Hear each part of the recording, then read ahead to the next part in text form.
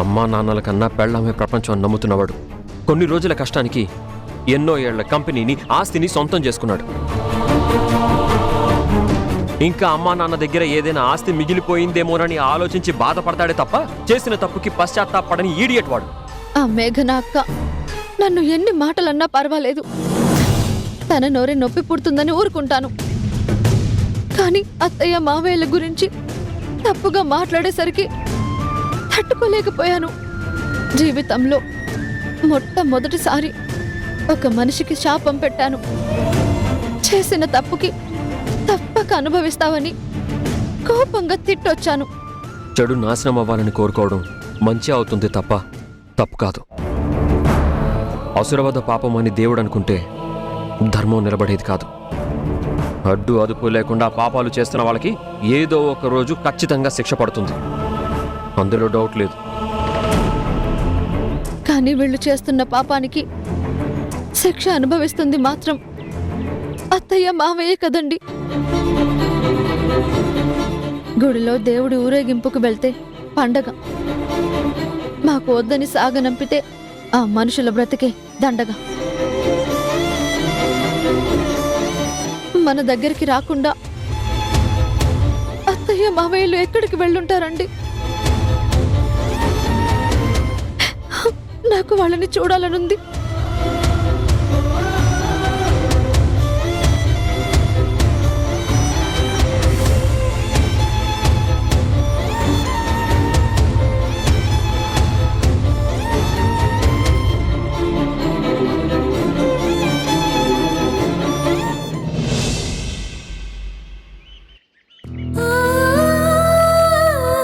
అమ్మా, మేఘన్ చెప్పిన దాంట్లో తప్పే ఉంది. ఆస్తి మొత్తం మా సొంతమైనప్పుడు ఇల్లు మాత్రం ఎందుకు కాదు? నీ దయా దాక్షిణ్యాల మీద బతకాలా? అంత పెద్ద మాటలు ఎందుకు? కానీ మాకు నచ్చినట్టు మేము చెప్పినట్టు ఉంటే చాలు.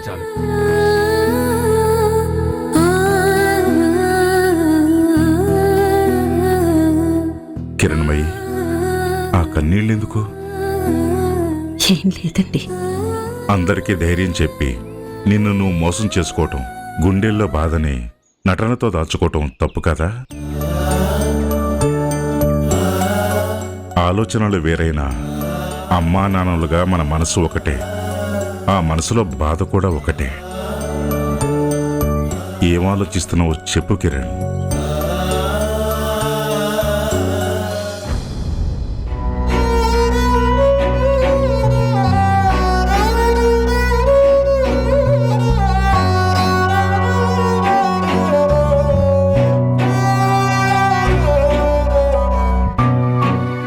పిల్లల మధ్య ఏ గొడవలు రాకుండా ఆస్తులు పంచాలి, ఎవరికి ఏ లోటు లేకుండా సెటిల్ చేయాలి అనుకున్నాం.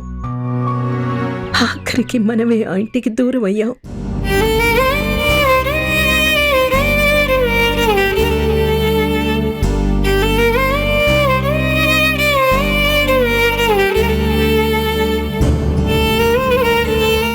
బాధపడకు కిరణ్.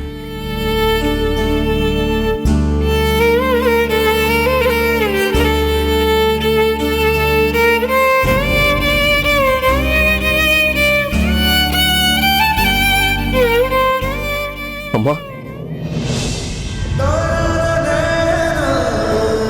కిరణ్,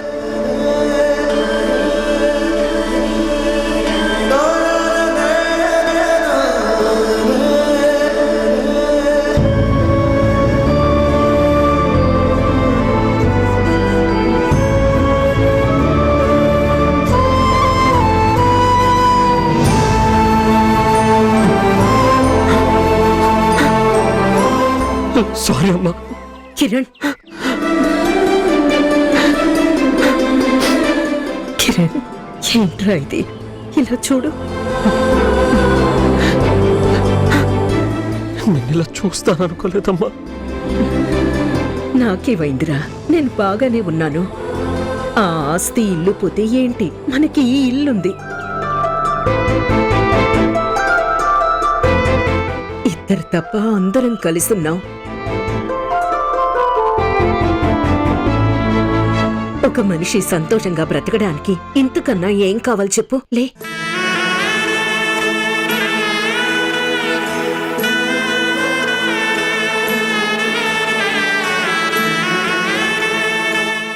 వాడి కళ్ళల్లో నీళ్ళేంటమ్మా? పిచ్చోడ, ఎన్నో రోజుల తర్వాత నిన్ను నీ ప్రేమని చూస్తున్నాను కదా, ఆ ఆనందంలో వచ్చిన కన్నీళ్లే తప్ప నాకేం బాధ లేదు. అంతే కదండి?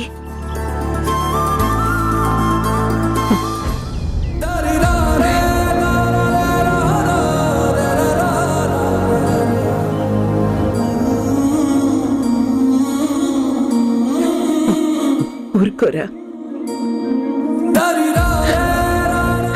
ఉషా, నువ్వైనా మీ ఆయనకి ఊరుకోమని చెప్పు. ఎలా చెప్పనత్తయ్య? కొండ మీద దేవుణ్ణి చూడ్డం అలవాటైన నాకు నేల మీద రాయిని చూస్తున్నట్టుంది.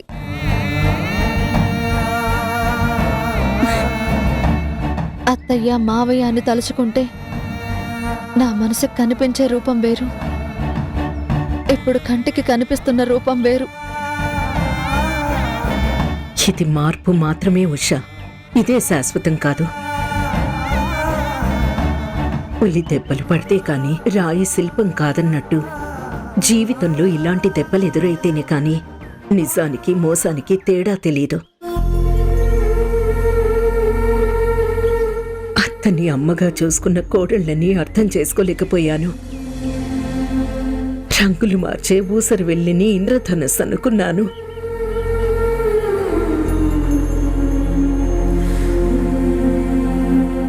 మేఘన చెప్పిన మాటలు నమ్మి మీ ఇద్దరిని బయటికి పంపాను. ఆ తప్పులకి నాతో పాటు అందరికీ శిక్ష పడేలా చేశాను.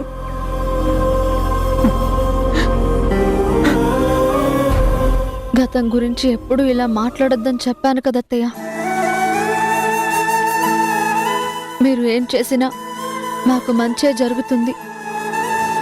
ఎవరు ఒప్పుకున్నా ఒప్పుకోకపోయినా అదే నిజం.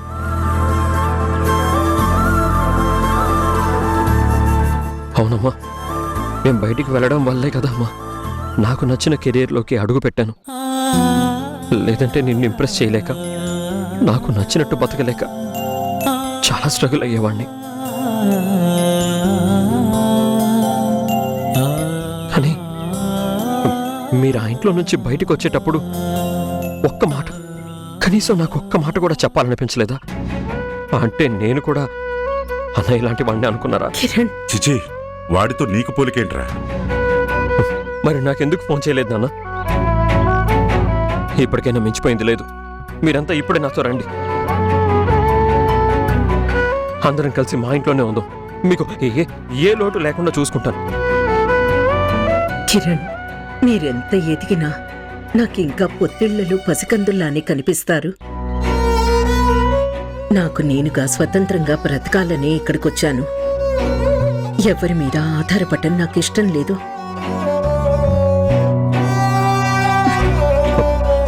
ఇలా మాట్లాడింది నా మీద నాకు ఆత్మవిశ్వాసంతోనే తప్ప నీ మీద నమ్మకం లేక కాదు. నువ్వంటే నాకెప్పుడూ ప్రేమేరా.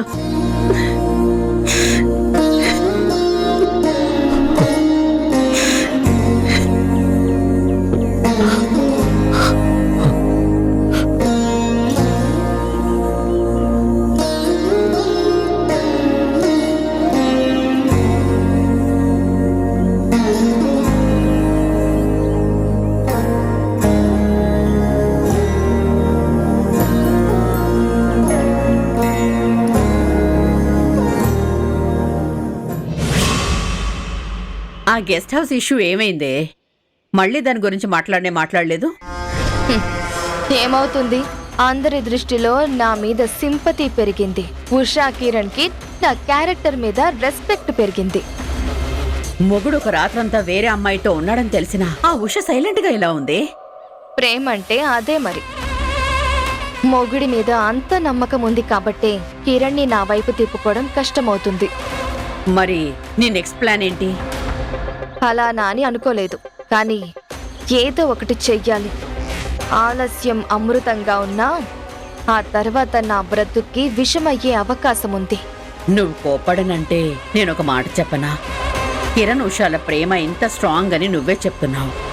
అలాంటప్పుడు నువ్వు వేరే ఆప్షన్ చూసుకోవచ్చు కదే. వేరే ఆప్షన్ అంటే? ఏం లేదు నిషా, మొన్న నాన్న నేను మాట్లాడుకుంటూ నీ పెళ్లి ప్రస్తావన వచ్చింది. ఒక్కగానొక్క కూతురువి పెళ్లి పెటాకులు లేకుండా పగా ప్రతీకారం అంటూ లైఫ్ ఫేస్ చేసుకుంటున్నావని మీ నాన్న తెగ బాధపడిపోతున్నాడే. అందుకే నువ్వు అమ్మా, నా మనసులో పెళ్లి అన్న ఆలోచన కిరణ్తో మొదలైంది, కిరణ్తోనే ఆగిపోతుంది. మీ బాధల కోసమో బాధ్యతల కోసమో నా లైఫ్ని మార్చుకోను. కిరణ్తో నా పెళ్లి జరగకపోతే ప్రాణమైనా వదిలేస్తాను, కానీ వేరే ఆలోచనలు చెయ్యను.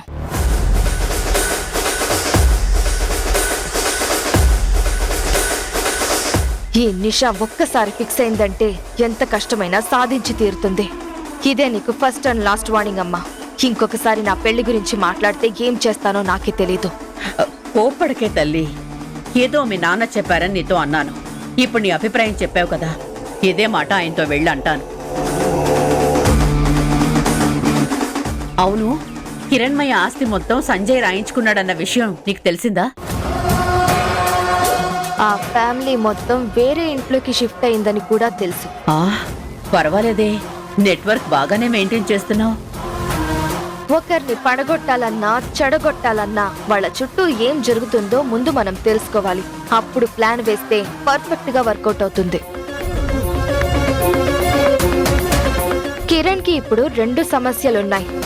ప్రొఫెషనల్ లైఫ్ లో సరైన అవకాశాలు లేక పిచ్చెక్కిపోతున్నాడు. పర్సనల్ లైఫ్ లో పేరెంట్స్ సమస్యల్లో ఉండడం చూసి నలిగిపోతున్నాడు. కిరణ్ పైకి హీరోలా కనిపిస్తున్నా చిన్న పిల్లాడి మెంటాలిటీ. చిన్న చిన్న విషయాలకే వెంటనే కోప్పడతాడు. మంచితనం నటించి చెప్తే వెంటనే నమ్మేస్తాడు.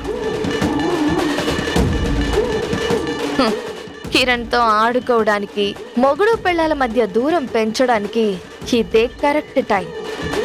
నువ్వు ఇంకొక విషయం మర్చిపోయావు. ఏంటది?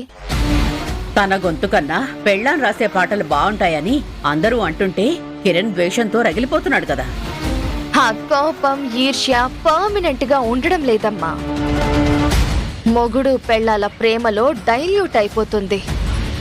లేదంటే ఈ పాటికి ఉషా కిరణం కాస్త నిషా కిరణం అయ్యేది. అయితే కిరణ్ మనసులో ఉష మీద ఈగో కాని ఈర్ష్య కాని ఏదీ లేదంటావా?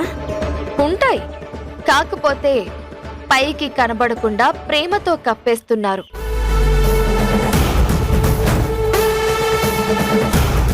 నిజం చెప్పాలంటే ఆ ఫీలింగ్స్ అన్నీ కిరణ్ మనసులో బ్లాస్ట్ అవ్వడానికి సిద్ధంగా ఉండే అగ్నిపర్వతం లాంటివి.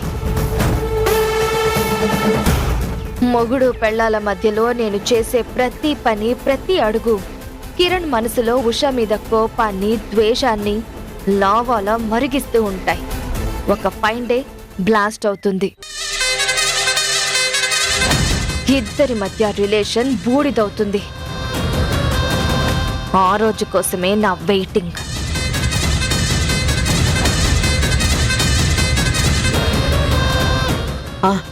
నిషా, నాకొక ఐడియా వచ్చింది. ఏంటి?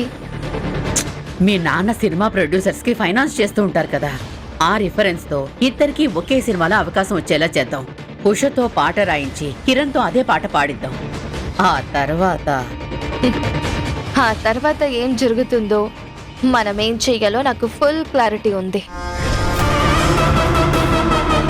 నువ్వు వెంటనే నాన్నతో నా పెళ్లి గురించి కాకుండా ఈ ప్లాన్ గురించి మాట్లాడు.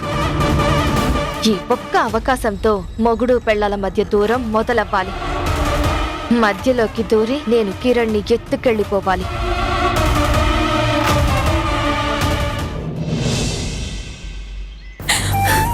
ఇలాంటి రోజు వస్తుందని ఎప్పుడూ అనుకోలేదు. ఆ ఇంటిని వదిలి వచ్చిన బాధ కన్నా ఆ అమ్మ నాన్నని చూస్తుంటే నా ఏడుపు కంట్రోల్ అవ్వడం లేదు. ప్లీజ్ రేణు, ఏడవద్దు.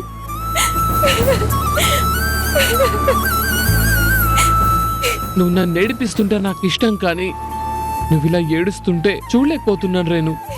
Please control. నా వల్ల కావట్లేదు సుహాస్. కొత్త ఇంటికి వచ్చినప్పటి నుండి నాన్న బాగా టెన్షన్ పడుతున్నారు. ఇంటి నుంచి బయటకు వచ్చినప్పుడు లైట్ గా చెస్ట్ పెయిన్ కూడా వచ్చింది. హాస్పిటల్ కి వెళ్ళొచ్చు కదా అని అమ్మ అడుగుతుంటే వద్దు అంటున్నారు. మా అమ్మ గురించి తెలిసిందే కదా, మొండిది, సెల్ఫ్ రెస్పెక్ట్ ఎక్కువ. తన బాధ మాకు తెలిస్తే మేము ఎక్కడ హర్ట్ అవుతామో అని ఆ బాధ మొత్తాన్ని కన్నీరు కూడా తెలియకుండా కళ్ళల్లోనే దాచుకుంటుంది. వాళ్ళ బాధలకి ధైర్యం చెప్పలేక అలా అని కష్టాలకి సపోర్ట్ గా నిలబడలేను. ఒక బొమ్మలా అంతా చూస్తూ ఎవ్వరికీ తెలియకుండా ఏడుస్తున్నాను. వద్దు రేణు, ప్లీజ్. నిన్నిలా చూడలేకపోతున్నాను. పోనీ నేనేమైనా హెల్ప్ చేయనా? కిరణ్ నయనే అడిగితేనే మా అమ్మ వద్దని చెప్పింది. అలాంటిది నీ హెల్ప్ ఎలా తీసుకుంటుంది? ఎలా అంటే నువ్వే ఏదో ఒక మ్యాజిక్ చేయాలి, మేనేజ్ చేయాలి. పర్లేదు చూడు, ఏడుపు కన్నా కోపమే బెటర్గా ఉంది. కానీ రెండు ఎమోషన్స్ లో నీ కళ్ళే హైలైట్ అవుతున్నాయి. Beautiful eyes. నా మూడ్ మార్చొద్దు. కాసేపు నన్ను ప్రశాంతంగా అయిన ఏడవనివ్వు. ఇంట్లో ఫ్రీడమ్ లేదని నీ దగ్గరికి వస్తే నువ్వెందుకు ఇలా చేస్తున్నావు? ఏంటి, ఏడవడానికి వచ్చావా? ఈ మాట ఎవరైనా వింటే మనది ఏడుపుగొట్టు ప్రేమ అంటారు. గిఫ్ట్లకు బదులుగా టిష్యూ పేపర్లు ఇచ్చుకుంటాం అనుకుంటారు. పర్లేదు, ఇంకొంచెం నవ్వొచ్చు. ఒక్కసారి ఆలోచించు. కాబోయే అత్తమామలు కష్టాల్లో ఉన్నప్పుడు కాబోయే అల్లుడిగా ఆ మాత్రం హెల్ప్ తీసుకోకూడదా? కాబోయే భార్యగా నువ్వు నాకు సపోర్ట్ చేయవా? కాబోయే కాబోయే అని ఇన్నిసార్లు అంటున్నావు, కానీ ఈ పెళ్ళి అవుతుందో లేదో అని నాకు డౌట్ గా ఉంది. అమ్మా తల్లి, నీకు దండం పెడతాను. సూసైడ్ చేసుకునే ధైర్యం కూడా లేని అమాయకుణ్ణి. దయచేసి ఇలాంటి మాటలు మాత్రం చెప్పకు. అది కాదు సుహాస్, ఇదివరకంటే మా దగ్గర డబ్బు, స్టేటస్, కంపెనీ అన్నీ ఉండేవి. ఇప్పుడు పాత ఇల్లు తప్ప ఏం లేదు. మీ పేరెంట్స్ దీన్ని ప్రాబ్లం గా చూసి పెళ్లి క్యాన్సిల్ చేస్తారేమో అనిపిస్తుంది. ఇదిగో ఇప్పుడే చెప్తున్నా, ఈ అనిపించడాలు కనిపించడాలు ఇవన్నీ కుర్చీని మడత పెట్టినట్టు మడత పెట్టి పక్కన పడేసాయి. జీవితంలో నిన్ను తప్ప నా పక్కన భార్యగా ఎవ్వరిని ఊహించుకోలేను, ఉండనివ్వను. నేననుకున్నట్టు జరగకపోతే మా అమ్మ నాన్ననే కాదు, ఆ దేవుణ్ణైనా ఎదిరిస్తాను. నీ మెడల్లో మాత్రమే 3 ముళ్ళు వేస్తాను. ఇది ఫిక్స్.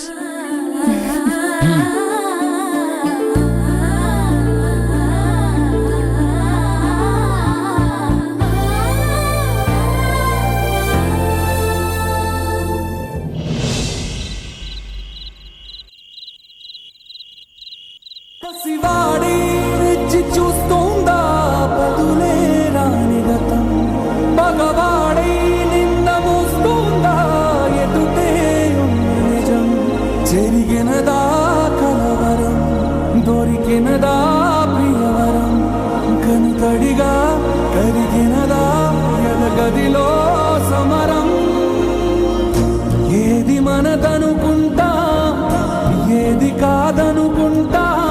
ఎన్నో రోజుల తర్వాత నిన్ను నీ ప్రేమని చూస్తున్నాను కదా, ఆ ఆనందంలో వచ్చిన కన్నీళ్లే తప్ప నాకేం బాధ లేదు. ఎంతగాని దిగులవుతా. మీరెంత ఎదిగినా నాకింకా పొత్తిళ్లలు పసికందుల్లానే కనిపిస్తారు. నాకు నేనుగా స్వతంత్రంగా బ్రతకాలని ఇక్కడికొచ్చాను.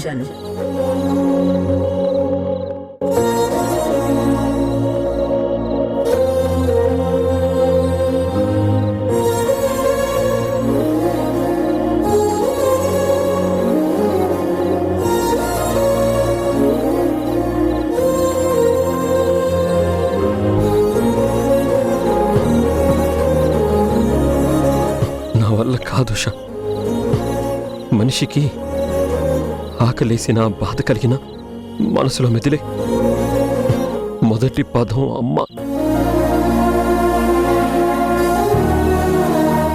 అలాంటి మా అమ్మ పరిస్థితిని చూసి ఏ సహాయం చేయలేకపోతున్నా. నా చేతగానితనం చూస్తుంటే నా మీద నాకే అసహ్యం వేస్తుంది.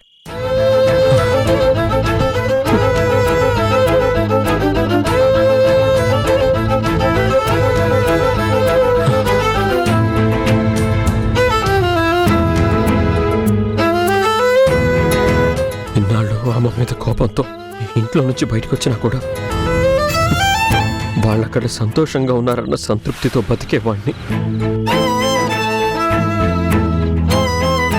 అమ్మ ఆలోచనలో మార్పు వచ్చిన రోజు ప్రేమగా మాట్లాడాలి. తెలిసి తెలియక జరిగిన ప్రతి తప్పుకి ఆమె కాళ్ళు పట్టుకుని క్షమాపణ చెప్పాలనుకున్నాను. కానీ బాధలు పంచుకోవడానికి తన కాళ్ళ దగ్గర కూర్చొని కన్నీళ్లతో చూసే రోజు వస్తుందని మాత్రం నేను అస్సలు ఊహించలేదు. కన్నీళ్లు అడ్డొచ్చి మీరు చూడలేకపోయారేమో కానీ నాకైతే అత్తయ్య ఆత్మవిశ్వాసం, మనోధైర్యం చాలా స్పష్టంగా కనిపించాయి. అవకాశం ఉండి కూడా సాయం చేయలేకపోతే అది చేతగానితనమవుతుంది. స్వతంత్రంగా బతకాలనుకునే అత్తయ్య లాంటి వాళ్ళకి మనుషుల తోడు అవసరం లేకపోయినా ఆ దేవుడి దయ తప్పకుండా దొరుకుతుందండి. రోజులన్నీ ఒకేలా ఉండవండి. కాలం సృష్టించిన సమస్యలకి కాలమే సమాధానం చెబుతుంది. ఓపికగా నమ్మకంతో ఎదురు చూస్తే ఖచ్చితంగా న్యాయం జరుగుతుంది. లేదు షా, ఎదురు చూస్తే న్యాయం జరగదు. తప్పు చేసిన వాళ్ళని నిలదీయాలి.